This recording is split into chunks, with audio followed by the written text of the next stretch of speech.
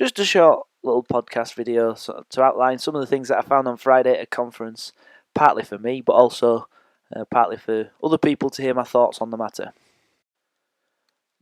Due to the fundamental shift towards examined qualifications, students will typically sit 30 to 35 hours during the exam period, and there will be an increase in the content that students are required to study. For example, many schools are choosing to begin teaching Maths GCSE in Year 9 as there will need to be roughly 1 hour extra teaching with the GCSE reforms. Well, what does this mean for history? OCR suggests that students will take fewer qualifications than the 11 to 13 being taken at present because of the increased time needed to teach the reformed qualifications. As a result of the English Baccalaureate and the weighting of history, this will probably not mean a reduction in the amount of students taking history, but it will mean we'll need to spend more time teaching GCSE history if, as Paul Dodd stated, we'll need to teach more content. If students are to take fewer GCSEs, then this might free up some time in their timetable for an increase in timetabled history lessons, or we might have to begin teaching GCSE history in Year 9. The issue will be when the reforms are announced, probably at some point during the next academic year, because we might be too late to plan to begin teaching Year 9 students their GCSE history, and we might have to rush to teach the first cohort in the given time during Year 10 and 11. Unless we give them more hours to teach them in Year 10 and 11 due to the reduction in subjects taken overall. So with regard to A-level reform, what OCR said was if Labour win the next general election, they've stated quite clearly that they will recouple AS and A-levels. But OCR suggests that this would take a further 2 years at least to accomplish. The most significant thing that OCR was suggesting is that schools are already abandoning AS levels and only offering A-level courses. I spoke to some other teachers who stated that they were seriously considering this.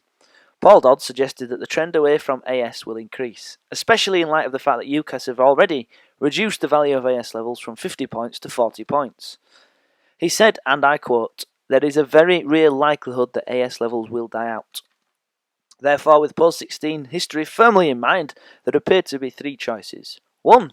Abandon AS levels and only offer A-level history.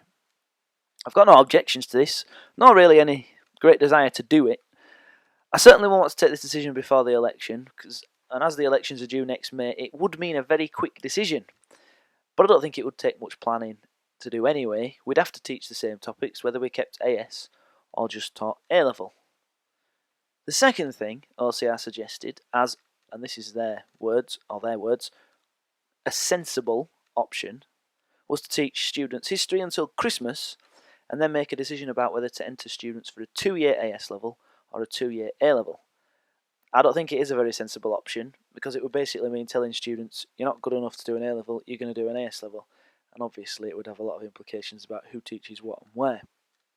And I think we should have made the decision as to whether they're good enough, which we tend to do, before they arrive. So it doesn't seem like a sensible option to me. And the third option, which I suppose from what I've spoken to and other teachers, is probably the most popular, most common approach, would be continuing with AS history in Year 1 and A2 history in Year 2. I looked in detail at the specifications with the head of OCR's history qualifications, spent quite a bit of time with him, and although the exam questions for AS and A2 are different, they're not very different, and it's the same subject content.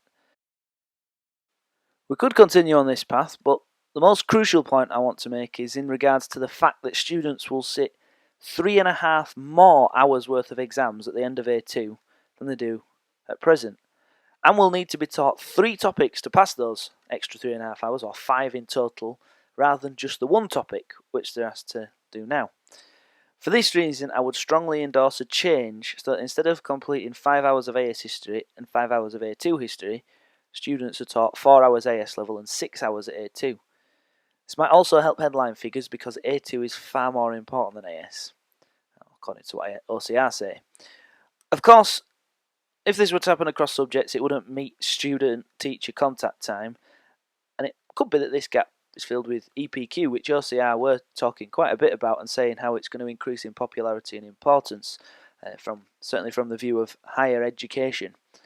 But that's not for me to decide. The big problem we've got in history is that we've got to do coursework for A2, but not for AS. And we'd have to do the coursework in the second year if we did the traditional approach, at the same time as students having to, learn how to do the A2 exams and remind them of the topics that they've done at AS and teach them an entirely new topic.